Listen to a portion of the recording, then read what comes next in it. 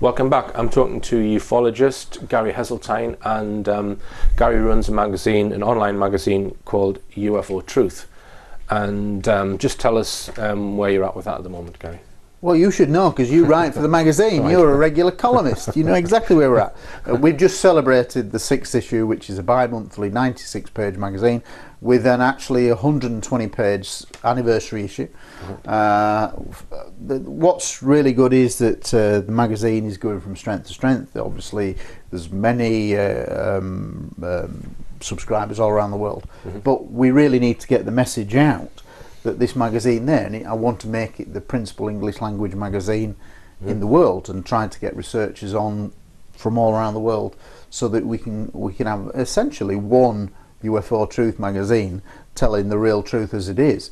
Now, it's a complicated subject with many arms to it, and we do our own various bits of research. But in terms of the magazine, it's going really well. But I wanted to just mention the fact that in August 16th, 17th, 2014 in Holmfirth in West Yorkshire at the Civic Hall, the Holmfirth Civic Hall, we're holding a 2-day magazine conference. Last year, in November, just 5 months after the launch, we had the first conference, which you came down briefly at one point. We only had 4 speakers. It was 1 day, but this year, bigger and better. And so, how much is it, Gary? This is £20 per day, or you can get a £35 for 2 days ticket. All available via the website www.ufotruthmagazine.co.uk. But this year we've got international speakers. Last year it was domestic speakers, but this year we're having the likes of Robert Salas, who was obviously former captain in the US Air Force, who was involved in the military silo Minuteman missiles that were affected by UFOs in the 60s. So he's a very important guy, truth-wise. Mary Rodwell, expat Brit, now living in Australia, but she's one of the leading people in the world dealing with contactees and experiences, and has her own organisation, ACERN. Then we've got the likes of Peter Robbins, co-author of Left at Eastgate with Larry Warren about Rendlesham Forest. Also was a witness at the citizens' hearings. He's coming across from America. We have Pia Knudsen, who's one of the regular columnists from Denmark, who I've met several times now, and she's a dedicated researcher doing very good work in Denmark. We have the likes of Roberto Panotti. He's the last person I've asked to be involved, and he's Italy's top researcher, author of many books, and he's Italy's top researcher. He's a very, very well regarded person. So he's coming over, and then there's the UK element. In fact, there's a certain Richard D. Hall has agreed to speak there, and that's back permitting, obviously. I probably will be carrying on from the film UFOs and NATO and updating people on the research of that particular film. So. Yeah, I mean, it's an important subject. It's not one that many people will be aware of, and it's important that we get that truth out there. And I do believe that there is retrieval teams all around the world, and I do believe that special forces have got at times used to do certain things, and it seems perfectly plausible that if there are animal mutilations, that there are human mutilations. I think there is a case there, and we shouldn't hide away from it. It is all part of the truth, and certainly the witness, your source, who we've spoken to privately, I believe your source is good, so it's a story that needs to be told.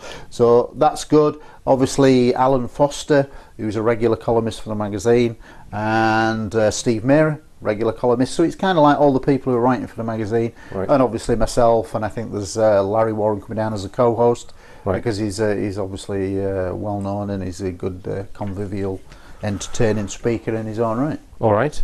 So what about if people wanted to stay for the 2 days? What is there any accommodation? Yeah. I mean, basically, they would order the ticket. If you go to the magazine website, there's obviously a subscriptions page, but there's also a conference ordering facility. You pay via PayPal. You can either do the one ticket or get both days for $35. There's various options, and basically you then will be sent an electronic ticket closer to the time, which will give you venues to look at in terms of accommodation, and obviously car parking, etc., etc. Right. Okay. What I can say is, so far we're about 3/4 of the tickets have sold. Right. So basically, if you weren't aware of it, then I suggest that you have a look at the website and get ordering soon. Right. And what's the capacity of the venue? It's 120 seats per day. Right. Okay.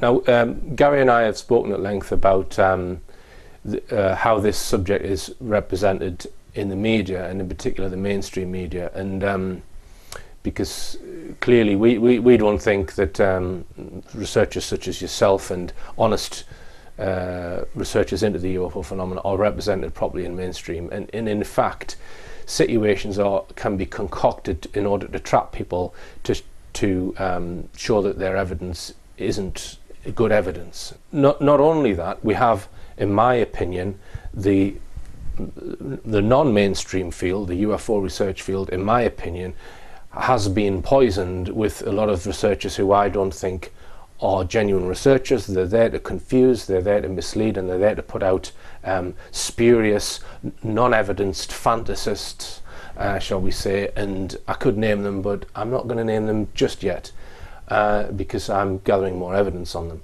But in terms of mainstream, say, entrapment or trying to twist the facts, you've got a few thoughts on that, Gary. Can you just enlighten us on that? Well, one of the scenarios that I can see, certainly for mainstream, and at various times I'm contacted about, oh, can you get involved in making a documentary, say for Channel 4, Channel 5 or whatever, and it's going to be about abductions and ufology.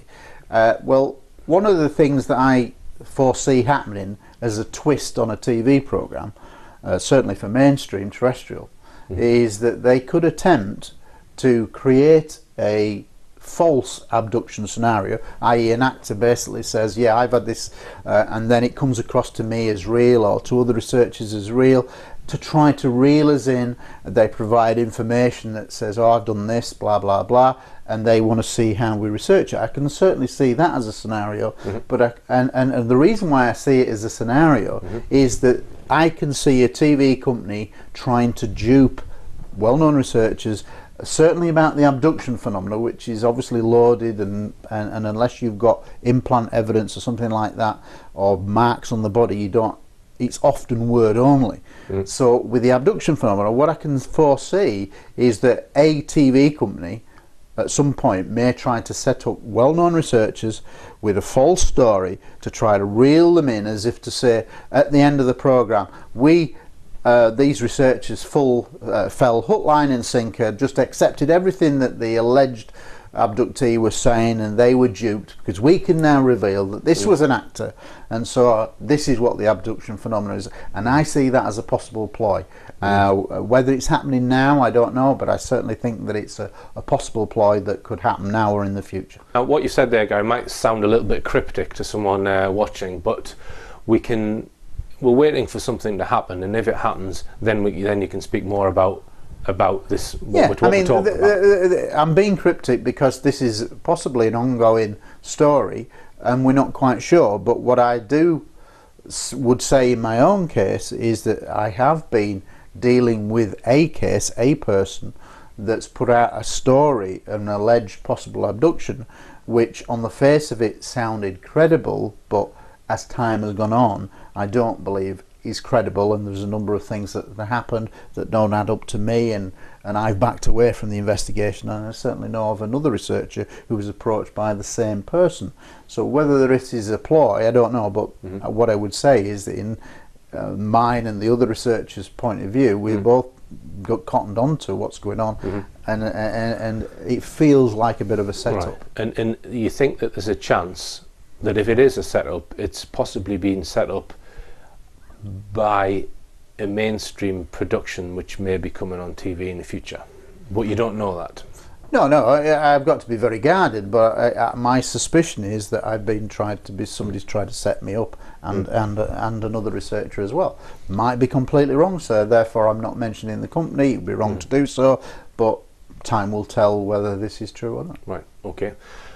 Join us after this.